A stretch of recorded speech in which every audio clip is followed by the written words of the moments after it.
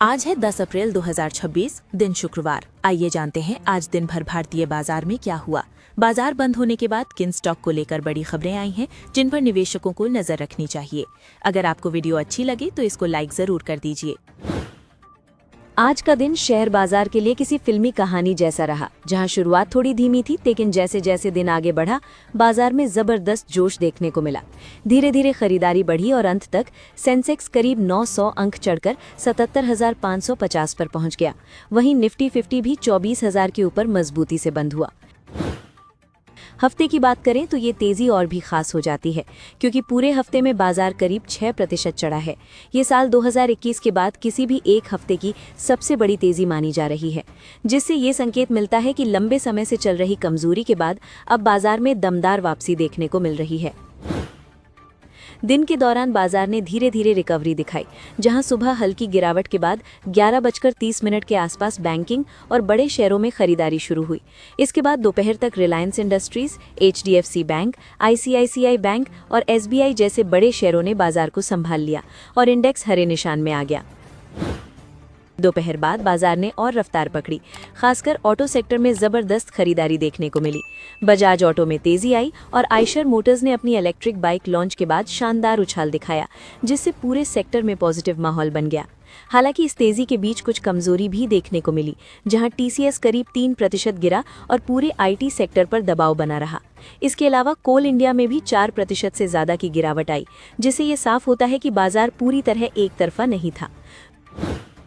Broader market ने भी इस तेजी में पूरा साथ दिया, जहां हर 5 में से 4 शेयर बढ़त में रहे। इसका मतलब है कि सिर्फ बड़े शेयर ही नहीं, बल्कि मिड कैप और छोटे शेयरों में भी अच्छी खरीदारी देखने को मिली, जो एक हेल्दी मार्केट का संकेत माना जाता है। अगर क्लोजिंग की बात करें तो बाजार अपने दिन के सबसे ऊंचे स्तर पर बंद हुआ। सेंसेक्स 919 अंक चढ़कर 77,550 पर, निफ्टी 276 अंक बढ़कर 24,051 पर और बैंक निफ्टी 1,091 अंक की मजबूती के साथ 55,913 पर बंद हुआ, जो दिन भर की मजबूत खरीदारी को दिखाता है। इस तेजी के पीछे सबसे बड़ा कारण बैंकिंग और फाइनेंशियल शेयरों में आई जबरदस्त खरीदारी रही, जिसने पूरे बाजार को ऊपर खींचा। जब बड़े बैंकिंग शेयर चलते हैं तो आमतौर पर पूरा इंडेक्स उसी दिशा में जाता है, और आज भी यही देखने को मिला। ग्लोबल मार्केट से भी अच्छे संकेत मिले, जहां एशियाई और अमेरिकी बाजारों में मजबूती रही। इसका असर भारतीय बाजार पर भी पड़ा और निवेशकों का भरोसा और मजबूत हुआ, जिससे खरीदारी को सपोर्ट मिला।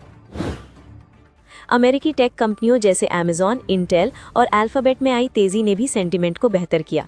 जब ग्लोबल टेक शेयर अच्छा प्रदर्शन करते हैं तो उसका असर भारत के IT और टेक सेक्टर पर भी देखने को मिलता है, भले ही आज IT सेक्टर थोड़ा दबाव में रहा। रुपए में मजबूती भी बाजार के लिए पॉजिटिव रही। जब रुपया डॉलर के मुकाबले मजबूत होता है तो विदेशी निवेशक यानी FII का भरोसा बढ़ता है और वो भारतीय बाजार में ज्यादा निवेश करने के लिए आकर्षित होते हैं। पूरे हफ्ते की तस्वीर देखें तो बाजार में जबरदस्त वापसी हुई है, जहां 6 हफ्तों की लगातार गिरावट के बाद ये तेजी आई है। सेंसेक्स और निफ्टी 50 दोनों में करीब 6% की बढ़त दर्ज हुई है, जो पिछले 5 सालों की सबसे बड़ी साप्ताहिक तेजी है। इस तेजी के पीछे अमेरिका और ईरान के बीच सीज फायर की खबर ने बड़ा रोल निभाया, जिससे ग्लोबल टेंशन कम हुआ और निवेशकों का भरोसा वापस लौटा। जब इंटरनेशनल स्तर पर तनाव कम होता है तो बाजार में स्थिरता आती है और निवेश बढ़ता है। इस हफ्ते लगभग 90% शेयरों में तेजी देखने को मिली, जो ये दिखाता है कि बाजार में सिर्फ चुनिंदा नहीं बल्कि चौतरफा खरीदारी हो रही है। निफ्टी बैंक और मिड कैप इंडेक्स भी करीब 8% तक चढ़े, जिससे ये रैली और मजबूत नजर आती है। सेक्टर के हिसाब से देखें तो रियल्टी और ऑटो शेयरों में डबल डिजिट रिटर्न मिला, यानी निवेशकों ने इन सेक्टरों में जमकर पैसा लगाया। नीचे के स्तरों से आई ये खरीदारी इस बात का संकेत है कि निवेशक अब वैल्यू बाइंग कर रहे हैं। हफ्ते के टॉप गेनर्स में Shriram finance, Adani enterprises, axis bank, Tata Motors और बजाज ऑटो शामिल रहे, जिन्होंने निवेशकों को शानदार रिटर्न दिया। वहीं मिड कैप स्पेस में Adani green energy, Adani energy solutions, Ashok Leyland, Macrotech developers और चोलामंडलम इन्वेस्टमेंट ने जबरदस्त प्रदर्शन किया, जिससे ये साफ होता है कि तेजी सिर्फ बड़े शेयरों तक सीमित नहीं रही। आज MCX कमोडिटी मार्केट में मिक्स ट्रेंड देखने को मिला, जहां गोल्ड और सिल्वर में हल्की गिरावट आई, क्योंकि US ईरान के बीच सीज फायर की खबर से सेफ हेवन डिमांड थोड़ी कम हो गई। लेकिन ये शांति कितनी टिकेगी, इसको लेकर अभी भी अनसर्टेनिटी है, इसलिए ट्रेडर्स पूरी तरह बैरिश नहीं हुए हैं। गोल्ड जून कॉन्ट्रैक्ट करीब 0.65% गिरकर 1,52,432 रुपए पर बंद हुआ, जो मेनली प्रॉफिट बुकिंग की वजह से हुआ। हाल ही की तेजी के बाद ये करेक्शन हेल्दी माना जा रहा है और अगर जियोपॉलिटिकल टेंशन दोबारा बढ़ती है तो गोल्ड फिर से तेजी पकड़ सकता है, इसलिए लॉन्ग टर्म आउटलुक अभी भी पॉजिटिव बना हुआ है। सिल्वर में कॉन्ट्रैक्ट में भी करीब 1% की गिरावट आई और ये 2,41,349 रुपए पर बंद हुआ। हालांकि सिल्वर में इंडस्ट्रियल डिमांड मजबूत बनी हुई है, खासकर सोलर सेक्टर की वजह से, इसलिए ये गिरावट सपोर्ट जोन के आसपास मानी जा रही है और यहाँ से बाउंस बैक की संभावना बनी हुई है। एनर्जी सेगमेंट में सबसे ज्यादा मजबूती क्रूड ऑयल में देखने को मिली, जो 2.42% चढ़कर 9,149 रुपए पर पहुंच गया। हॉर्मुज़ स्ट्रेट से जुड़ी सप्लाई कंसर्न्स और ईरान ऑयल एक्सपोर्ट की अनसर्टेनिटी ने बायर्स को अट्रैक्ट किया, जिससे क्रूड में लगातार दूसरे दिन तेजी बनी रही। बेस मेटल्स और नेचुरल गैस में हल्की लेकिन स्टेडी बाइंग देखने को मिली, जहां कॉपर, एल्यूमिनियम और नेचुरल गैस ने मामूली बढ़त के साथ स्टेबिलिटी दिखाई। इससे संकेत मिलता है कि ग्लोबल डिमांड पूरी तरह कमजोर नहीं है, लेकिन इकोनॉमिक स्लोडाउन की चिंता अभी भी इस्लामाबाद में होने वाली कूटनीतिक वार्ता से पहले माहौल काफी उलझा हुआ है, जहां सबसे बड़ा सवाल ये है कि ईरान इसमें शामिल होगा या नहीं। असली पेंच लेबनान को लेकर है, क्योंकि इजरायल वहां लगातार हमले कर रहा है और ईरान ने साफ कह दिया है कि अगर ये हमले नहीं रुके तो वो बातचीत में हिस्सा नहीं लेगा। दूसरी तरफ लेबनान भी बिना सीज फायर के किसी भी बातचीत के लिए तैयार नहीं है, जबकि इजरायल अपने रुख पर अड़ा हुआ है। यानी तीनों देशों की अलग अलग शर्तों ने बातचीत को मुश्किल बना दिया है और इससे पूरे मिडिल ईस्ट में अनसर्टेनिटी और बढ़ गई है। अमेरिकी एयरफोर्स का चार्ल्सटन विमान पाकिस्तान पहुंचना एक अहम संकेत माना जा रहा है, क्योंकि ऐसे विमान आमतौर पर सैन्य सप्लाई और लॉजिस्टिक्स के लिए इस्तेमाल होते हैं। इससे ये अटकलें लग रही हैं कि ये कोई साधारण मिशन नहीं बल्कि किसी रणनीतिक गतिविधि का हिस्सा हो सकता है। हालांकि इस पर अभी कोई आधिकारिक जानकारी नहीं है, लेकिन मौजूदा वैश्विक तनाव के बीच इस तरह की मूवमेंट काफी संवेदनशील मानी जा रही है। आने वाले समय में इसका असर अमेरिका पाकिस्तान रिश्तों और क्षेत्रीय सुरक्षा पर पड़ सकता है। अगले हफ्ते 13 से 17 अप्रैल के बीच बाजार में लगातार बड़े ट्रिगर्स आने वाले हैं, जो हर दिन मार्केट सेंटिमेंट को प्रभावित करेंगे। यूएस के हाउसिंग डेटा, इंडिया का इन्फ्लेशन और आईआईपी, चाइना का जीडीपी और ग्लोबल इकोनॉमिक नंबर्स मिलकर ये तय करेंगे कि बाजार में तेजी बनी रहेगी या फिर दबाव देखने को मिलेगा। इसके साथ ही रिजल्ट सीजन भी पूरी रफ्तार में रहेगा, जहां HDFC bank, ICICI bank, Wipro और एचडीएफसी लाइफ इंश्योरेंस जैसी बड़ी कंपनियों के नतीजे आएंगे।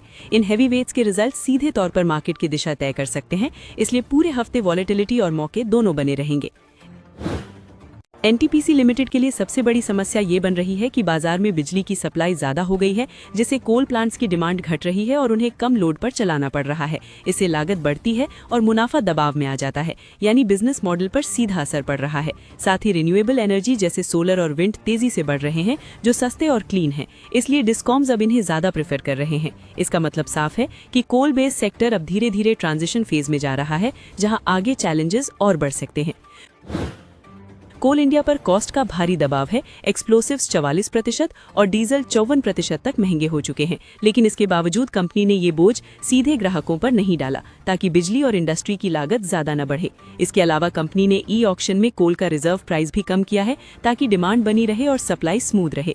इससे शॉर्ट टर्म में मार्जिन पर असर पड़ सकता है, लेकिन लॉन्ग टर्म में ये स्ट्रैटेजी मार्केट को स्टेबल रखने और डिमांड सस्टेन करने में मदद करेगी। लार्सन एंड ट्रूबो के सामने नई चिंता वेस्ट एशिया के तनाव को लेकर है, क्योंकि कंपनी की करीब 37% कमाई इसी क्षेत्र से आती है। अगर वहां युद्ध या अनिश्चितता बढ़ती है तो प्रोजेक्ट्स में देरी और नए ऑर्डर्स पर असर पड़ सकता है, जिससे आने वाले कुछ तिमाहियों में कमाई पर दबाव दिख सकता है। हालांकि इस शॉर्ट टर्म दबाव के बावजूद कंपनी की लॉन्ग टर्म कहानी मजबूत बनी हुई है, क्योंकि इसकी ऑर्डर बुक मजबूत है और बिजनेस डाइवर्सिफाइड है। इसी वजह से ब्रोकरेजेस अब भी इसे टॉप पिक मान रहे हैं और गिरावट को अवसर के रूप में देखा जा रहा है। वेदांता के शेयर में आज गिरावट की मुख्य वजह एनसीएलएटी में चल रही सुनवाई है, जहां कंपनी ने जेपी एसोसिएट्स के रेजोल्यूशन प्लान को चुनौती दी है। ऐसे कानूनी मामलों से अनिश्चितता बढ़ती है। हालांकि गिरावट बहुत बड़ी नहीं है, लेकिन जब तक कोर्ट का फैसला नहीं आता तब तक स्टॉक में वॉलेटिलिटी बनी रह सकती है। एसआईपी इन्वेस्टमेंट में पहली बार 32,000 करोड़ रुपए का आंकड़ा पार होना ये दिखाता है कि रिटेल इन्वेस्टर्स का भरोसा अभी भी मार्केट पर बना हुआ है। लोग नियमित निवेश के जरिए लॉन्ग टर्म वेल्थ बनाने पर ध्यान दे रहे हैं, जो मार्केट के लिए एक स्ट्रॉन्ग सपोर्ट सिस्टम बनता है। म्यूचुअल फंड इंडस्ट्री के ताज़ा आंकड़ों से एक बहुत दिलचस्प ट्रेंड सामने आया है, जहां कुल AUM घटकर करीब 82.02 लाख करोड़ रुपए से 73.73 लाख करोड़ रुपए पर आ गया।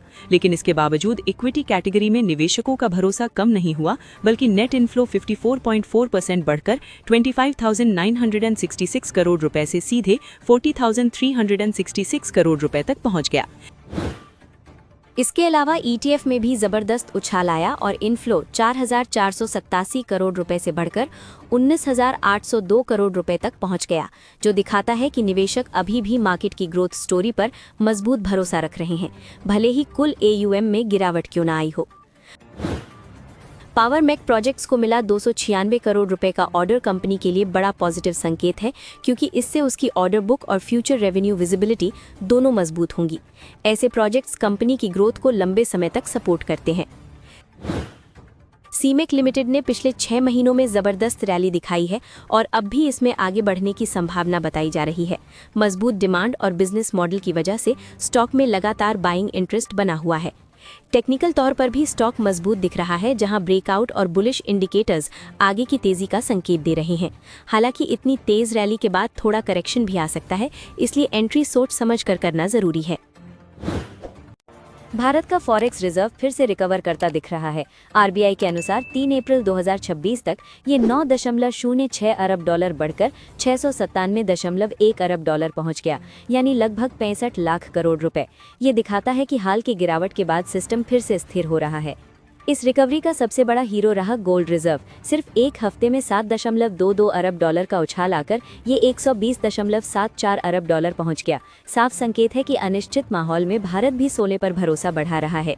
फॉरेक्स रिजर्व का सबसे बड़ा हिस्सा फॉरेन करेंसी एसेट्स है, जो 552.85 अरब डॉलर पर है, लेकिन इसमें मामूली बढ़त आई। फरवरी 2026 में भारत का फॉरेक्स रिजर्व 728.49 अरब डॉलर के ऑल टाइम हाई पर था, लेकिन वेस्ट एशिया तनाव और ग्लोबल अनसर्टेनिटी के चलते इसमें करीब 40 अरब डॉलर की गिरावट आ गई थी, जो बताता है कि जियोपॉलिटिकल इवेंट्स का सीधा असर रिजर्व पर पड़ता है। भारत के घरों में सोने का खजाना बेहद बड़ा है। एसोचैम के मुताबिक इंडियन हाउसहोल्ड्स के पास लगभग 5 ट्रिलियन डॉलर का गोल्ड है, जो दुनिया के टॉप 10 सेंट्रल बैंक्स के कंबाइंड गोल्ड रिजर्व से भी ज्यादा है। अगर इस घरेलू सोने का सिर्फ 2% हर साल फाइनेंशियल सिस्टम में लाया जाए, गोल्ड मोनेटाइजेशन, गोल्ड लोन्स आदि के जरिए, तो 2047 तक ये GDP में 7.5 ट्रिलियन डॉलर का बूस्ट दे सकता है, यानी इंडिया की इकोनॉमी को मैसिव लॉन्ग टर्म ग्रोथ मिल सकती है। ग्लोबल लेवल पर भी बड़ा शिफ्ट दिख रहा है। इंटरनेशनल मॉनेटरी फंड के अनुसार करीब 30 साल बाद पहली बार गोल्ड की हिस्सेदारी ग्लोबल रिजर्व्स में US ट्रेजरी से ज्यादा हो गई है। इसका मतलब है कि दुनिया धीरे धीरे डॉलर पर निर्भरता कम कर रही है। कुल मिलाकर ट्रेंड साफ है। अब दुनिया डॉलर ओनली सिस्टम से हटकर मल्टी एसेट रिजर्व मॉडल की तरफ बढ़ रही है, जहां गोल्ड, डॉलर और अन्य एसेट्स का मिक्स होगा। भारत के लिए ये मौका है कि वो अपने गोल्ड रिजर्व्स और हाउसहोल्ड गोल्ड को स्मार्ट तरीके से यूज करके ग्रोथ को तेज करे। RBI ने रुपए की गिरावट को रोकने के लिए अचानक सख्त कदम उठाए, जैसे बैंकों की डॉलर पोजीशन पर लिमिट लगाना और स्पेक्युलेटिव ट्रेड्स पर रोक लगाना।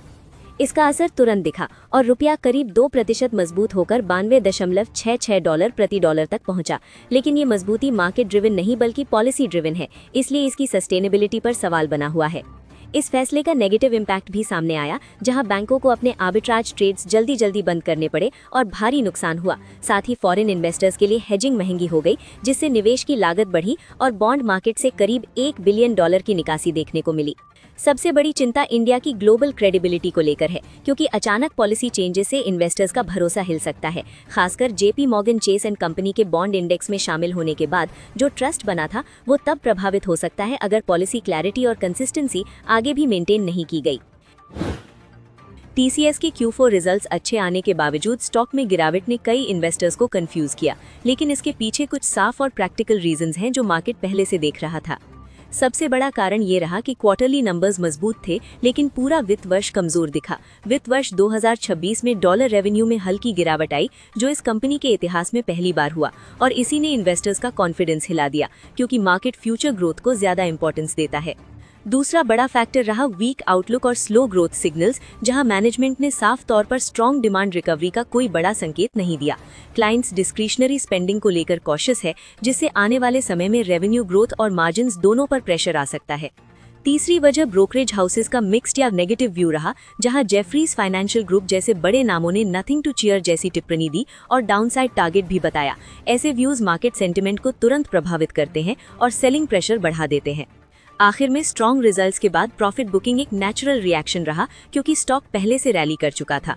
जब एक्सपेक्टेशंस बहुत हाई होती हैं और फ्यूचर क्लैरिटी नहीं मिलती, तो इन्वेस्टर्स शॉर्ट टर्म प्रॉफिट निकाल लेते हैं, जिससे प्राइस में गिरावट देखने को मिलती है।